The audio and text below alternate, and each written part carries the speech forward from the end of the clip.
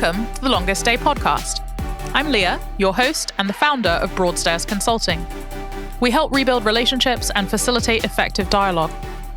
We are convinced that people matter and that conversations count, so we started The Longest Day, a series of conversations where we learn from the resilience, determination, and candor of our guests. As they look back on their longest days, our hope is that it will empower you to look forward. We hope their stories will be a part of shaping yours. Rosie Wilby is an award-winning comedian, author, speaker, and the creator of global hit podcast and book, The Breakup Monologues. She has appeared many times on BBC Radio 4 programmes, including Women's Hour, Loose Ends, Saturday Live, and Forethought, on TV programmes including Good Morning Britain, and at major festivals including Latitude and Glastonbury. Her first book, Is Monogamy Dead?, was shortlisted for the Diva Literary Awards in 2017. Longlisted for the Polari First Book Prize in 2018, and followed her TEDx talk of the same name. Her acclaimed trilogy of solo shows investigating the psychology of love began with The Science of Sex and ended with The Conscious Uncoupling, which toured to venues including London's South Bank Centre and was shortlisted for Funny Women Best Show. Nicknamed the lesbian Louis Theroux, Rosie loves to use humour to unpack difficult questions about modern life and spread awareness of more conscious ways of beginning, maintaining, and ending human relationships. She presents radio shows for the BBC, Virgin Radio, and Resonance FM, writes for publications including The Guardian, Sunday Times, Cosmo, Stylist, and New Statesman, and speaks about relationships, resilience, and reinvention at conferences and corporate events. It's an absolute delight to have Rosie on the podcast and to have had the privilege to record with her in her home. Rosie, thank you so much for coming on The Longest Day. I'm sure many of our listeners will be familiar with your podcast, but perhaps you might like to tell us about your longest day. Well, thank you for having me on the podcast, and it's great to meet you. My longest day, well, it is related to the theme of the podcast that I do that you mentioned, which is all about breakups. And the longest day was many years ago now, back in 2011, right at the beginning of the year, just on the 3rd of January, I was dumped by email from my 5-year relationship. And it came as quite a shock to me, even though obviously now with many, many years of perspective, I can look back and understand all the problems all the challenges. Let's not say problems. Let's say all the challenges that we had in that relationship. And yeah, you get a different perspective about it. And of course, what it has meant is that I sort of tucked the email away for quite a few years and couldn't really deal with it because the breakup had been incredibly painful. But then a few years later, I ended up writing a trilogy of comedy shows all about the psychology of love, and then starting the podcast, The Breakup Monologues, writing 2 books about relationships. One's called Is Monogamy Dead? And one is the same title as the podcast. And talking, speaking, writing articles for many, many newspapers and publications, and doing lots of talks at science festivals, literary festivals, philosophy festivals, and thinking more broadly about our human connection and how we can try and do all of this stuff, all these different types of relationships, from romantic and sexual partnerships to friendships and work relationships, how we can do them all, how we can connect and then disconnect when we need to in more compassionate ways, and how we can communicate better. Because I realized that I hadn't been very good in the past at communicating my needs and boundaries and what I was about as a human being. And so it makes you think about how to get better at that, because, of course, when you are suddenly dumped, you do feel like the floor has sort of disappeared from under you. You're a bit like a tree uprooted. That imagined future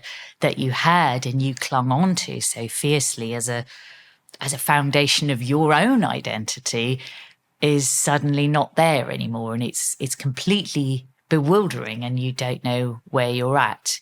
And people feel all kinds of incredible physical sensations, from their skin feeling like it's falling off, to feeling like they're going to have a heart attack, to not having any appetite, to not being able to sleep.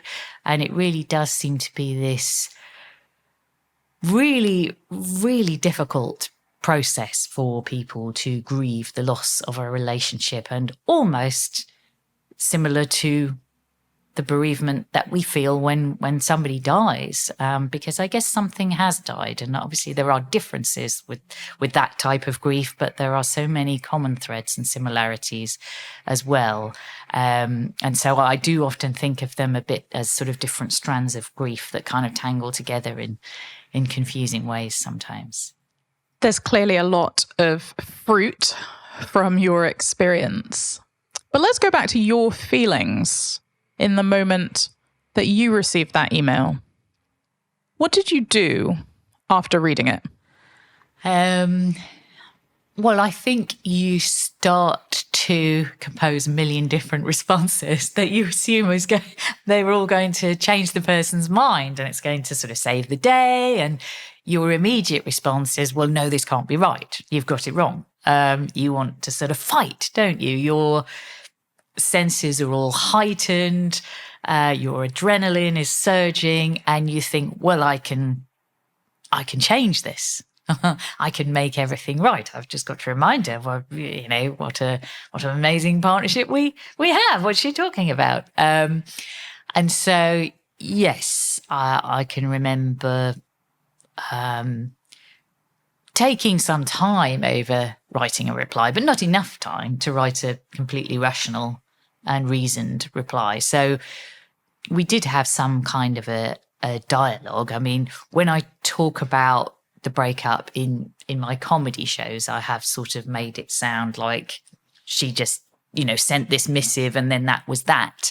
It's never really as clean cut as that. But, I sort of joke that I felt much better once I'd corrected her spelling. But of course, humour can be this defence mechanism, can't it? Where we're not revealing the real truth of, the horrors of despair that you're feeling, and you're wondering how you're going to get through that day. So I think you do go into a sort of emergency coping strategy where you start contacting your friends and seeing who's around, because you don't know if you can sit with yourself and your own feelings. There was a female comedian I was meeting for lunch. She wasn't one of my close friends, but was a lovely person. And so I messaged her to kind of explain that I might not. I think she wanted to get some advice from me about some comedy stuff, and I was like, I don't know whether I'm really going to be that useful today because this has happened. And she was like, no, it'd be lovely to see you. And we just had a nice chat, and I maybe helped her a bit with the stuff she was asking about. But, it was just nice to be with someone and in some company. But yeah, also was obviously messaging kind of close friends. One of my first ever exes is one of my kind of closest friends, and a particular go-to when relationships go wrong, because we've kind of been through all that stuff and got through the other side of it, and we became friends after a breakup. So I think we kind of understand one another in this really foundational way, because it was our first serious relationship. And also what I remember is that I had a gig that night that was booked, like an Edinburgh preview of one of my shows that was about love and relationships. And I rang the promoter, who was a lovely, lovely guy called Simon. And I was concerned that I was just not going to be in a fit state to do a gig and be funny and make people laugh. And he was very sweet. And he said, look, we could pull it. We sold a good number of tickets. It's a really lovely audience. They've come to see you. It's not just like a comedy night where they're just drunk people who don't care who stands up in front of them. This was actually my show, and those people had booked for me. So it was likely there were some of my friends, followers, fans from South London, and people who genuinely wanted to see me. And Simon thought I could be very honest up front at the top of the show and make that a part of it. And so I suppose I started thinking about how that could be possible. And I talk about how this was one of my most magical shows ever. I don't really do as much pure stand-up now as I used to, because I do all this other sort of diverse kind of range of speaking and writing, taking in the more serious, reflective thoughts as well as the humour and the comedy. But within my stand-up career, that still remains one of my favourite ever performances, because I did have to sort of critique the show that I'd written live in the room on the spot and say, well, that joke, doesn't feel authentic anymore. And really process this stuff in the room with the audience, which felt very genuine in a way that comedy doesn't always, because often there's a certain amount of artifice to it. And you're sort of saying, a funny thing happened to me on the way here. And actually that funny thing happened 5 years previously. And you've told it many, many times, this well-honed anecdote, whereas this was completely fresh and raw. And I sort of say it was like my Tig Notaro moment, because obviously Tig had this incredible moment that was captured in an audio recording where she spoke very, very honestly and candidly about having cancer. And sometimes those very raw human moments can make for great comedy, because we all sort of want to laugh to cope with what's happening. And the fact that we've all been through breakups and they hurt like hell.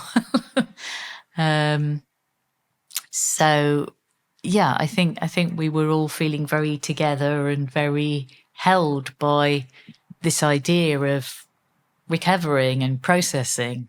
It's incredibly brave to take that raw story and trial it on a live audience. But humour as a defense mechanism can lessen pain. How long did it take from your longest day until you were giving the live shows content without feeling pain?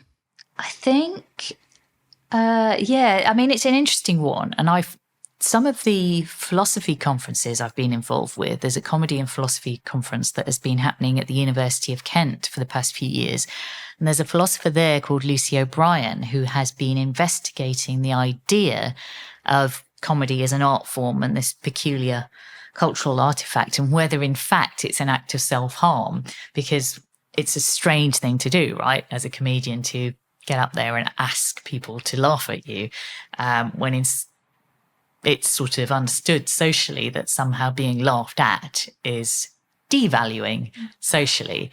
And I think there's a really complex thing going on depending on who you are as a comedian, both in terms of whether you're a straight white young man, which the sort of default comedian is, and how far you sort of move away from that in terms of your identity. And I'm a middle-aged queer woman, so I'm already a little bit away from that, but also in terms of whether people know you from the telly and that kind of profile aspect of it. You can do a lot more and you can have a lot more agency in that position. Whereas I think I look back at my comedy career and I think, in addition to, and depending on how the compere has set things up as well, but sometimes in addition to getting the audience to laugh at some sort of social mishap, I slipped over when I was getting on the train or, something slapsticky like that.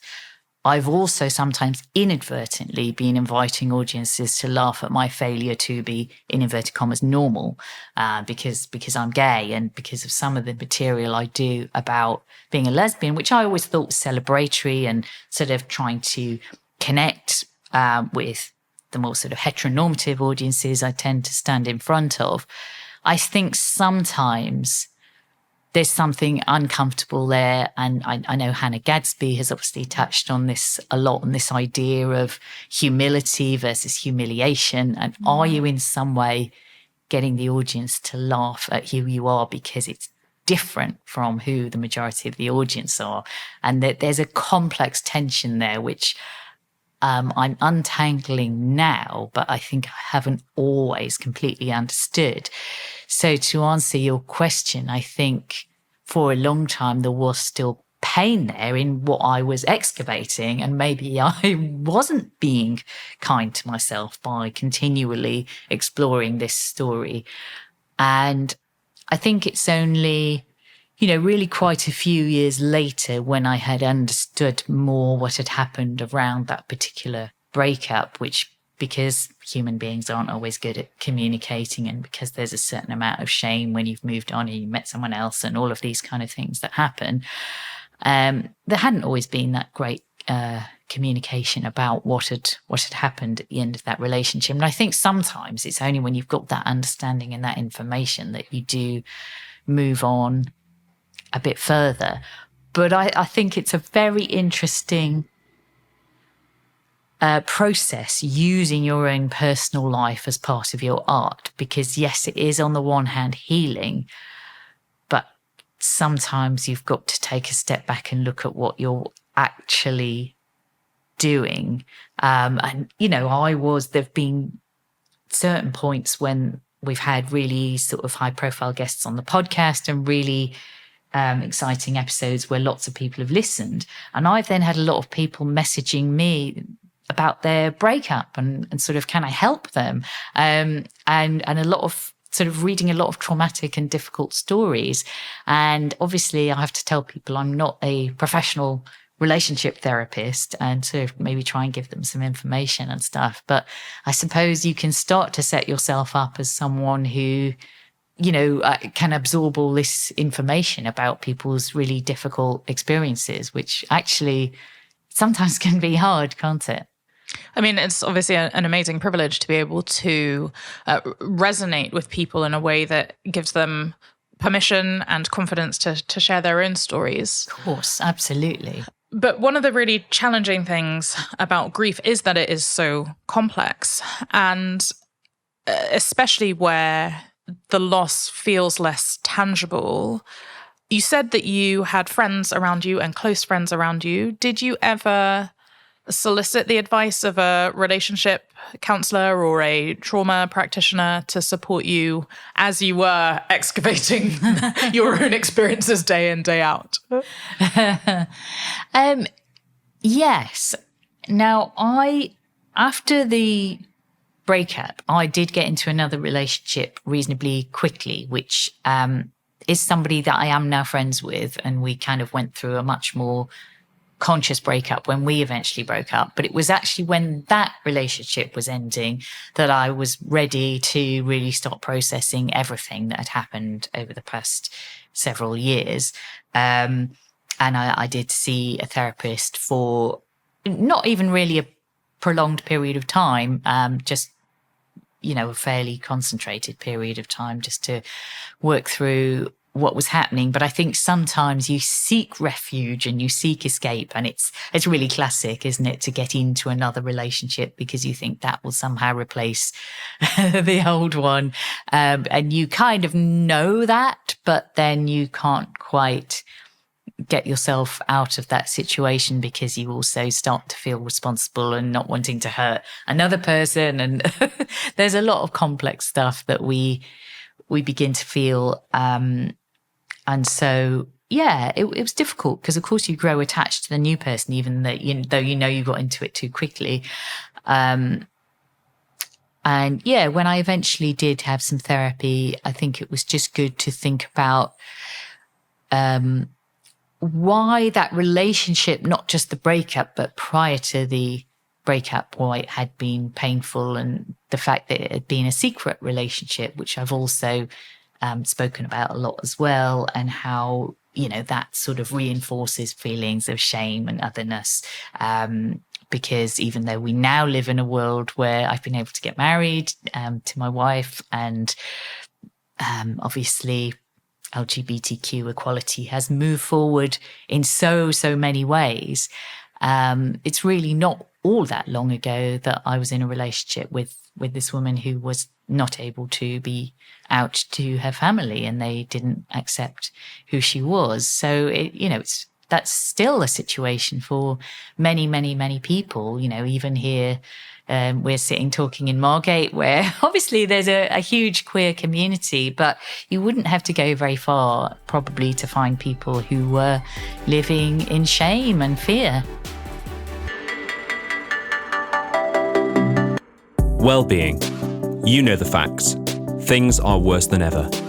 Burnout, trauma, absence, attrition. Leaders are tired of the empty gesturing about mental health. Leaders are resigned to ticking boxes, obliged to throw money away on medically flimsy, temporary solutions that have failed workforces. Adagio VR is the culmination of decades of work by a fellow of the Royal College of Psychiatrists. Partners of the NHS and Oxford University, this is the world's first ever virtual reality programme using clinical therapeutics accessible anywhere. Take meaningful action. Remove the need to cope. Adagio VR.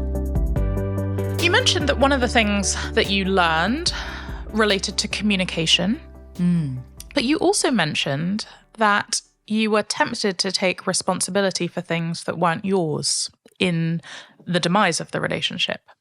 Now that you're looking back, what do you think was the greatest lesson that you learned about yourself? I think when you go through a breakup, you learn about your own strength and your own resilience. And I think you perhaps surprise yourself. I think we think that we can't possibly function or can't go on without that person that we had become so very attached to.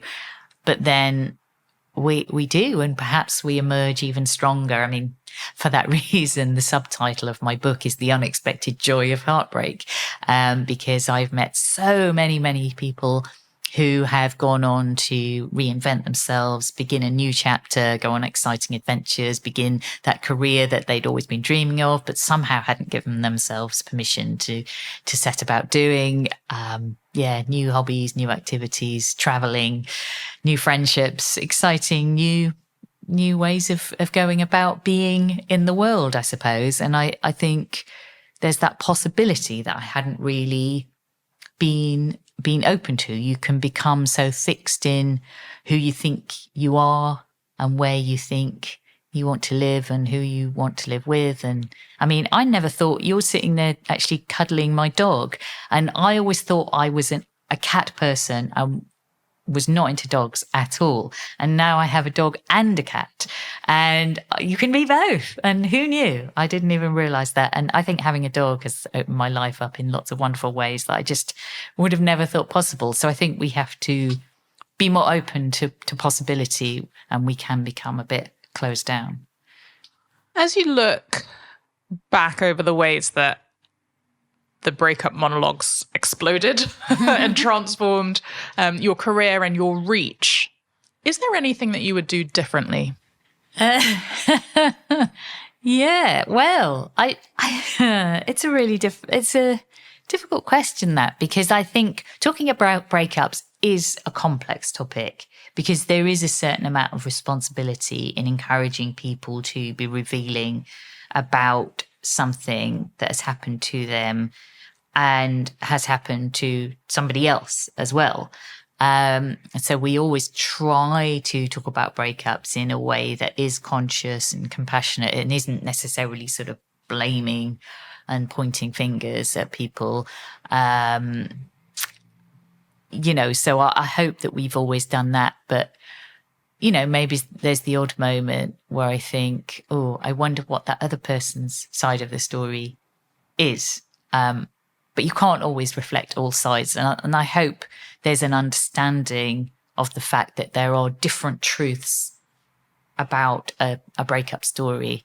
And those truths are all true, even though they might be completely different. They're completely authentic stories to the people, to the individuals involved in what's happened. But we probably have completely different emotional journeys through what is going on. Yeah, and phases of experience vary wildly depending on where you are in that grief cycle as well. So the same story told by the same person 6 months later could be markedly different. That's true too, yes. If you had to live your longest day again, what food would you choose to fuel it? Ooh, that's really interesting, isn't it? Because the classic breakup food is all very kind of sugary, isn't it? Very sort of, we turn to chocolate and ice cream and sweet things because, scientists have told me that chocolate releases dopamine. So, it helps us replace some of those happy high chemicals. I think I do really like some spicy foods. That gives me a bit of a lift. And so maybe rather than, I'm sure I did binge on chocolate. I'm certain that I would have reached for the chocolate shelf in the supermarket at that time, but maybe I would try and have some actual food as well, and maybe some spicy kind of food. Like I particularly love Thai soup, like tom yum soup. So maybe I would go for some lovely tom yum soup with some nice sort of fresh coriander on the top. So I just feel like sometimes that spice gives you a lift in a different way than maybe just all the sweet treats. And the trend continues of not a single repeated food choice from the longest day guests. Rosie, it's been an absolute delight to have you. Thank you so much for sharing yourself, for sharing your story, and for sharing your insights. And it's great to be here in Margate, looking out over the sea with your wonderful dog. So thank you for giving us your time. It's been a pleasure. Thank you.